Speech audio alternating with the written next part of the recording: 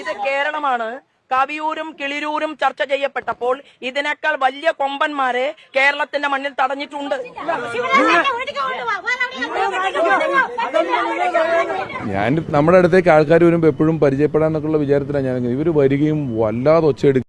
കഴിഞ്ഞ ദിവസം നടന്ന സംഭവം പിഷാരടിയെ തടഞ്ഞു BJP കൗൺസിലർ. സപ്പോർട്ടുമായി ശോഭാ സുരേന്ദ്രനും രംഗത്ത്.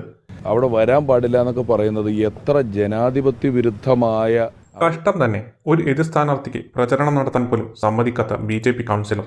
അതിന് കൂട്ടുപിടിച്ച് അണികളും. വടക്കുംതറ അമ്പലത്തിന് പുറകുവശത്തുള്ള ചെറിയൊരു ക്ഷേത്രത്തിലേക്ക് നടന്നു വരികയായിരുന്നു പിഷാരടി.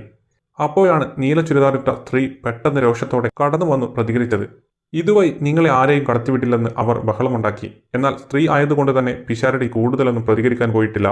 എന്തായാലും പാലക്കാട് ഇത്തവണ BJP സീറ്റ് ഉറപ്പിച്ചതാണ്. ഇനിയെങ്ങാനും രമേശ് പിഷാരടി ജയിച്ചാലുള്ള അവസ്ഥ. ഭാരതീയ ജനതാ പാർട്ടിയുടെ സംസ്ഥാന ജനറൽ സെക്രട്ടറി എന്നുള്ള രീതിയിൽ ആ വ്യക്തി വീട്ടിൽ നിന്ന് പുറത്തിറങ്ങാൻ അനുവദിക്കും. എന്നാൽ ഇപ്പോൾ ഈ സംഭവത്തിനോട് പ്രതികരിച്ച് മുഖ്യമന്ത്രി രംഗത്തെത്തിയിട്ടുണ്ട്. കണ്ടില്ലേ BJPയുടെ അസഹിഷ്ണുതയുടെ രൂപം?